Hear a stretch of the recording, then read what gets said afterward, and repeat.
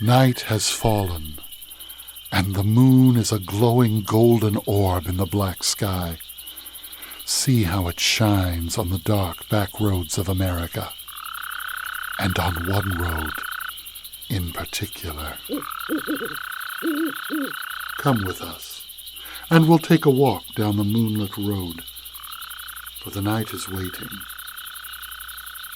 and the moon is full. The Moonlit Road presents Episode 24, A Beloved Teacher, written by Craig Dominey and Curtis Richardson, and told by Curtis Richardson.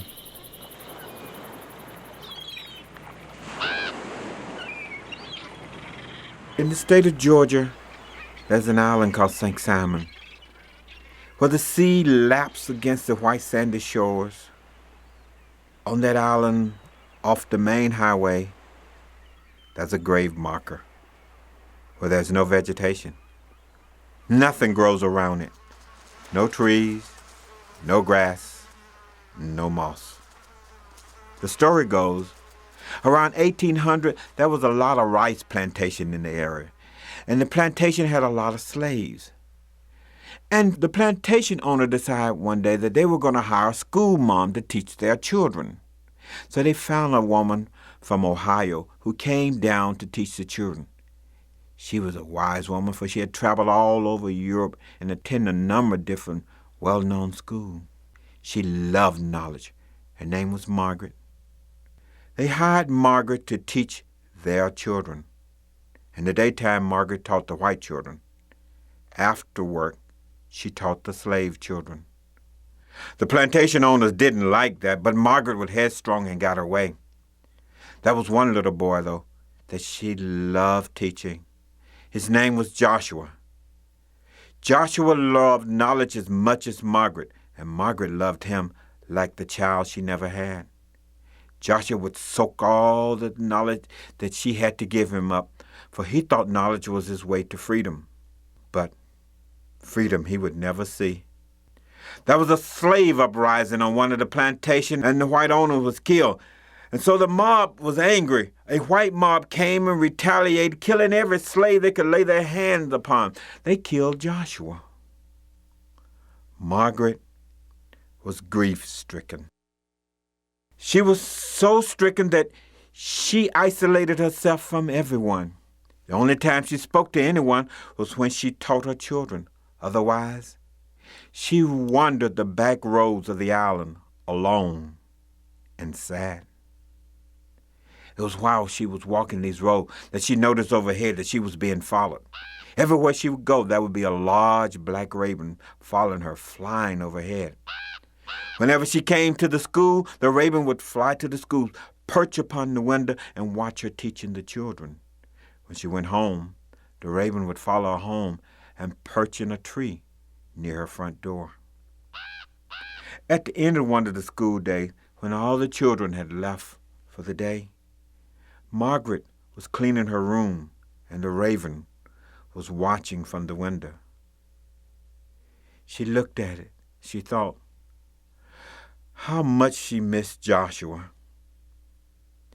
In her grief, she picked up the poetry book and began to read to the raven. As she read, the bird would bob his head up and down. Margaret smiled and read more poetry to the bird. And before she knew it, every day she would read aloud to the bird after school. It was just a way that she dealt with her grief. One day, the plantation owner's children came back to the school to pick up some of their belongings they had left behind. They saw Margaret reading to that black bird on the windowsill, reading today's lessons. The children ran screaming to their parent, "The school teacher's a witch! She's a witch! She's a witch! She brought that little black boy Joshua back from the dead as a bird! She's a witch!" The parents didn't believe them at first, but then they went back with the children to the schoolhouse, and when they saw Margaret talking to that bird, they went screaming into town, "She's a witch! The school teacher's a witch!" A mob came. They dragged Margaret out of that schoolhouse into this yard, and there they killed her and left her for the vultures to pick. Well, one of the plantation owners took pity and wanted to bury her in the cemetery at Christ Church. It's a famous church where John Wesley had preached. But the town people said, no, she won't be buried here and none of the other graveyards around here. So he brought her body to a little piece of land he owned off this highway. And he had her buried there, and where he put her body, he placed his grave mark on top with 3 simple words on it: a beloved teacher. If you're ever in the area, ask some of the locals where the grave is. See for yourself that nothing grows there.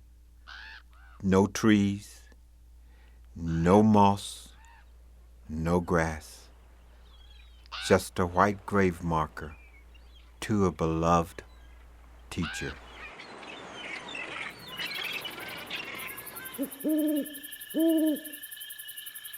That concludes this tale from the Moonlit Road. Be sure to visit our website at themoonlitroad.com to find out more about our stories and let us know how we're doing.